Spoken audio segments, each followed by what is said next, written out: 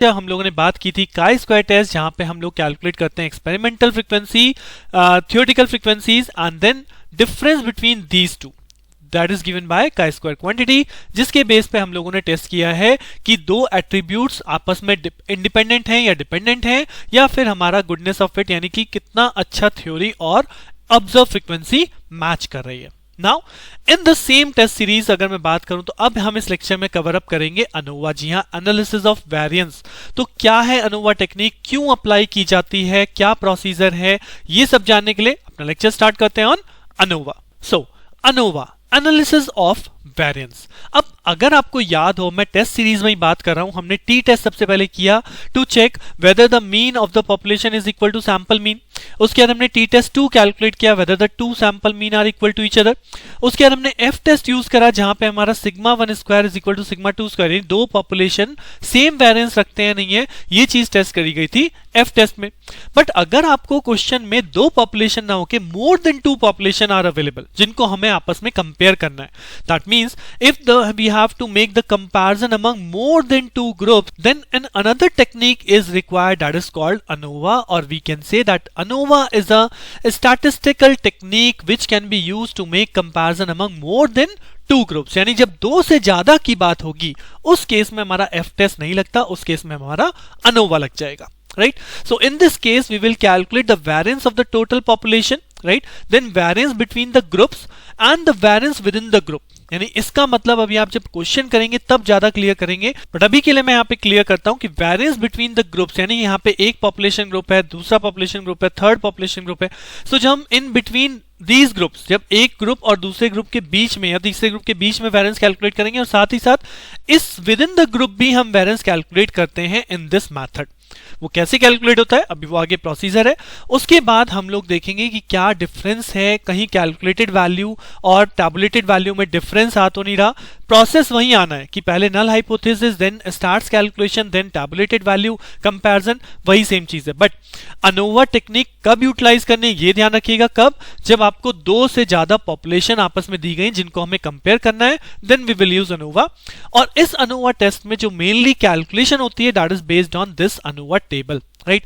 इस टेस्ट के अंदर हम ये टेबल फॉर्म करते हैं जहां पे आप लोग देखेंगे there are two types of calculation, one is called between the samples and one is called within the samples, right? तो ये वही चीज है कि अगर A B C there are 3 samples are there, तो बिटवीन सैंपल का मतलब कि इन 3 सैंपल के बीच में कैलकुलेशन, और विद इन द सैंपल का मतलब है कि सैंपल ए के बीच में कैलकुलेशन, सैंपल बी के कैलकुलेशन, सैंपल सी के अंदर कैलकुलेशन। तो एक है विद इन द सैंपल और एक है बिटवीन द सैंपल, राइट?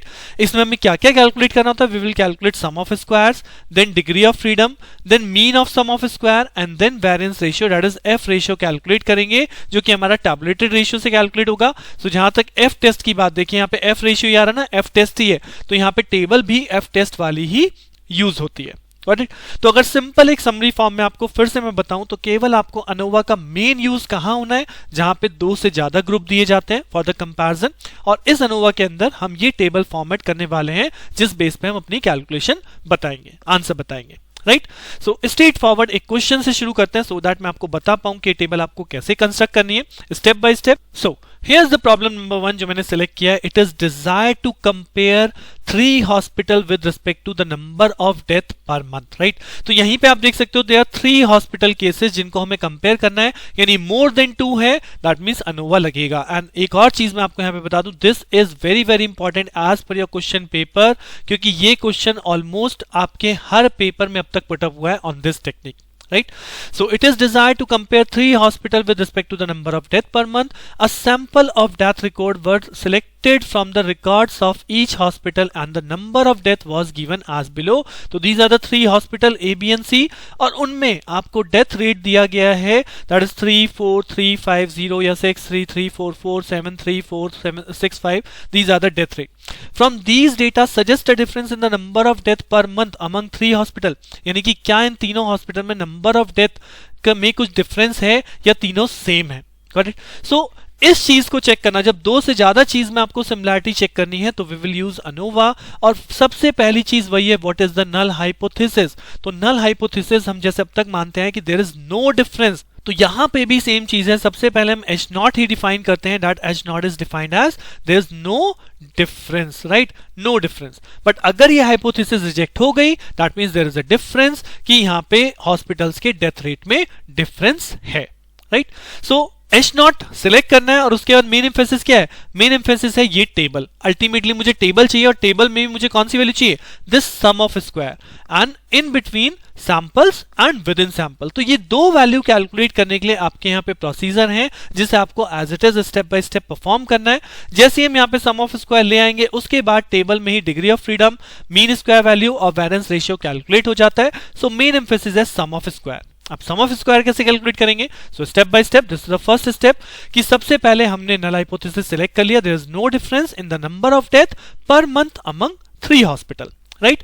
अब मैंने यहाँ पे डेटा को रख लिया है क्योंकि यहाँ पे डेटा की मुझे रिक्वायरमेंट पड़ेगी, तो ABC, this is the given table. Now सबसे पहला स्टेप यहाँ पे है calculate the grand total, right. सबसे पहला जो सम ऑफ स्क्वायर के लिए कैलकुलेशन हमें करनी है, तो we will calculate the grand total, means we will calculate the sum of A. अगर आप इसका सम करेंगे तो ये हो जाएगा यहाँ पे 15। Sum of B, you will calculate sum of B, 6 + 3 9, 9 + 3 12, 12 + 4 16, 16 + 4 20। Similarly some of सी, ये हो जाएगा आपका 25।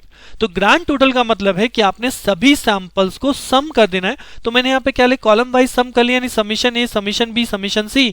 उसके बाद अगर मैं ग्रैंड टोटल कैलकुलेट करूंगा तो summation A plus summation B plus summation C, तो इन सभी को आपने सम कर दिया and we will get 60, right. So this is the first step, calculate the grand total. अब इसके बाद हम यहाँ पे कैलकुलेट करते हैं करेक्शन फैक्टर। जी हाँ, step number 2, correction factor, and this is calculated by grand total square divided by n। Grand total क्या है हमने कैलकुलेट कर लिया, तो we get 60 whole square. And what is n over here, n का मतलब है total number of sample item, यानी यहाँ पे 3 सैंपल हैं बट उस सैंपल में टोटल आइटम्स कितने हैं, 5 + 5 + 5, यानी कि 15 रिकॉर्ड्स आर देयर। तो n is basically your total number of records, right. So GT square यानी grand total square divide by n, this formula gives you the correction factor. अब ultimately जो मुझे calculate करना था वो था सम ऑफ स्क्वायर, राइट। तो sum of square of sample कैसे कैलकुलेट करूंगा, I will calculate the summation A square, I will calculate summation B square, I will calculate summation C square, means 3 square plus 4 square plus 3 square plus 5 square plus 0 square, इनको आप summation करेंगे तब आपको मिलेगा summation A square and that is 59। Similarly calculate summation B square, summation C square, और उसके बाद आपको मिलेगा टोटल सम ऑफ स्क्वायर। इसलिए यहां से याद रखा जाता है सम ऑफ स्क्वायर, यानी कि हर एक वैल्यू का आपने स्क्वायर किया, एड ऑन कर दिया।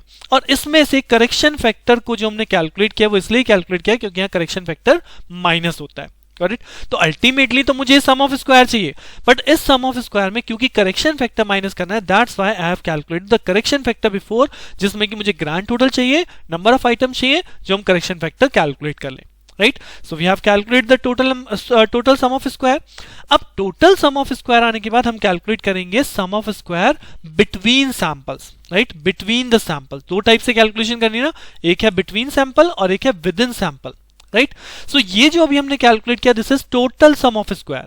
अब कैलकुलेट करना है बिटवीन सैंपल, तो बिटवीन सैंपल का मतलब है summation A square divided by n1 plus summation B square divided by n2 plus summation C whole square divided by n3। Confuse मत हो जाइएगा, यहाँ पे समेशन ए स्क्वायर यानी हर एक टर्म का स्क्वायर करके ऐड किया है, that is called total sum of square. But अब यहाँ पे क्या कर रहे हैं, सम ऑफ स्क्वायर बिटवीन सैंपल, यानी कि इसका जो समेशन आया था उसका स्क्वायर करना है। Summation A whole square divide by n1 यानी 15 whole square divide by 5 plus 20 whole square divide by 5 plus 25 whole square divide by 5 minus correction factor, तो I got 10 over here, got it. तो step by step याद रखना है, technique जरूर आती है इसलिए आपको एज इट इज याद रखना है। First of all grand total, correction factor, correction factor के बाद 2 तरह के सम ऑफ स्क्वायर कैलकुलेट कर रहा हूं, एक टोटल जहां पे हमने हर एक वैल्यू का स्क्वायर करना है और उसमें से करेक्शन फैक्टर को माइनस करना है, और दूसरा जो कंप्लीट यानी सैंपल का जो सम है उसका स्क्वायर किया divide by number of samples plus second plus third minus correction factor, तो we will get this value. So एक है हमारे पास total number of sum of square, एक है हमारे पास sum of square between sample. तो अगर अब मुझे चाहिए sum of square within sample, तो विद इन सैंपल क्या हो जाएगा, total sum of square minus sum of square between the samples, यानी कि टोटल में से अगर हमने बिटवीन सैंपल के बीच का माइनस कर दिया तो हमें क्या मिल जाएगा, विद इन सैंपल क्या हमारे पास सम ऑफ स्क्वायर बचता है, तो that is 40 - 10, this answer is 30। And what is the degree of freedom in this case? So degree of freedom यहाँ पे n है आपके number of samples या number of records जो कि आपके 15 है, और एक है what are the number of samples over here, right? What are the number of groups? एक तो है ग्रुप्स यानी पॉपुलेशन, और उस पॉपुलेशन में कितने सैंपल दिए गए 5 ईच, तो टोटल नंबर ऑफ सैंपल कितने हो गए 15, दैट इज कॉल्ड n। और k क्या रिप्रेजेंट कर रहा है? k रिप्रेजेंट कर रहा है नंबर ऑफ ग्रुप्स यानी नंबर ऑफ हॉस्पिटल, तो k क्या है 2। तो यहाँ पे डिग्री ऑफ फ्रीडम कैसे बनती है? अगर बिटवीन सैंपल्स देखेंगे यानी a b c के बीच में हम लोग देख रहे हैं तो वो कहलाएगा k-1, और जब हम विद इन सैंपल देखेंगे यानी विद इन a सैंपल, ठीक है, तो उस केस में डिग्री ऑफ फ्रीडम है n-k, दैट इज 12, क्योंकि n यहाँ पे कितना है 50। Right? तो ये यहाँ पे स्टेप्स हैं। अल्टीमेटली मुझे सम ऑफ स्क्वायर चाहिए, sum of square within sample, जिसके लिए मैंने total sum of square calculate किया, then sum of square between sample minus किया। तो स्टेप आपको यहाँ पे याद रखने पड़ेंगे, grand total, correction factor, sum of square, then sum of square between sample, उसके बाद sum of square within sample. Right क्यों? क्योंकि अल्टीमेटली मुझे ये अनोवा टेबल प्रोड्यूस करनी है, और इस टेबल के अंदर दो रिसोर्सेज होती हैं, one is called between the sample and one is called within sample. So between sample अगर आप देखोगे what is sum of square value, ये हमने कैलकुलेट की थी कि within sample sum of square value is 30 and between sample sum of square value is 10। Right तो यही चीज यहां पे लिखनी है, between sample this is 10, within sample this is 30। Right अब बिटवीन सैंपल यानी A B C they are 3 groups, तो between samples between these groups degree of freedom क्या है k-1 दैट इज 2, और विद इन सैंपल यानी within sample क्या हो जाएगा दैट इज 12। ये हमने डिग्री ऑफ फ्रीडम यहाँ पे लिखी है। Right so sum of square आ गया, डिग्री ऑफ सैंपल आ गया, डिग्री ऑफ फ्रीडम आ गया, उसके बाद आप आएगा मीन सम ऑफ स्क्वायर। तो मीन सम ऑफ स्क्वायर कैसे आएगा? इस सम ऑफ स्क्वायर को डिग्री ऑफ फ्रीडम से डिवाइड कर दीजिए, you will get mean sum of square. Similarly 30 divide by 12 we get mean sum of square, और ultimately F ratio क्या है? ये जो बिटवीन सैंपल का मीन सम ऑफ स्क्वायर है इसको डिवाइड कर दूंगा within sample sum of square से, यानी 5 divide by 2.5, I will get the F ratio at degree of freedom 2,12। Right so ये सिंपल सी कैलकुलेशन आपको अनोवा के अंदर करनी होती है, एफ रेशियो कैलकुलेट करना है, और एफ रेशियो क्या है? That is the ratio between mean sum of square value divided by mean sum of square within sample. तो इन दो बातों से यहां पे कंफ्यूज मत होइएगा, दोबारा सुनिए, आपको ये प्रोसीजर दोबारा याद हो जाएगा, दोबारा सुनिए, बहुत इजी प्रोसेस है इस टेबल तक पहुंचना, इस टेबल को बनाना, और क्वेश्चन ऑलमोस्ट हर बार आया है, तो मैं ये जरूर कहूंगा कि क्वेश्चन को छोड़ के जाने की गलती मत कीजिएगा। So we have calculated the F ratio for 2/12 and this is the calculated value, right? अब next क्या होता है? Tabulated value. So tabulated क्या है? 2,12 यानी ये tabulated value कहां से आती है? F test table से, और F test table क्या है? ये रही आपकी F test table जिसमें आपका ऊपर भी डिग्री चलता है और वर्टिकल लाइन में भी डिग्री चलता है। So फर्स्ट डिग्री है 2 and सेकंड डिग्री इज 12, तो यहाँ पे हो गया आपका 2 वाला कॉलम, तो इस 2 वाले कॉलम में देखना है जहां पे 12 आ रहा है, तो 12 हो गया आपका ये, तो 12 के बेस पे आपकी वैल्यू कौन सी मैच करी? 3.89, so that's why I have written 3.89 over here in the table itself. Right so mainly इसी टेबल को मुझे प्रोड्यूस करना है, इसी टेबल के लिए ये जो दो कैलकुलेशन थी इसके लिए वो बेसिक स्टेप्स पहले दिखाए गए। आपने जैसे ही टेबल बना ली, ये आपका कैलकुलेटेड आ गया, ये आपका टेबुलेटेड आ गया। सो यहां से मैं स्ट्रेट फॉरवर्ड लिख सकता हूं calculated is less than tabulated, यानी कि H0 इज एक्सेप्टेड। और H0 क्या था? H0 था कि there is no difference. Right अगर मैं क्वेश्चन पे वापस जाऊं तो H0 हमने क्या लेट किया था? There is difference, no difference in the number of death per month among 3 hospital, यानी कि यहां पे कोई भी डिफरेंस नहीं है, means these 3 values are same, यानी तीनों ग्रुप जो हैं वो कैसे हैं? वो सेम है। तो यही चीज हमारी हाइपोथेसिस एक्सेप्ट हो जाती है।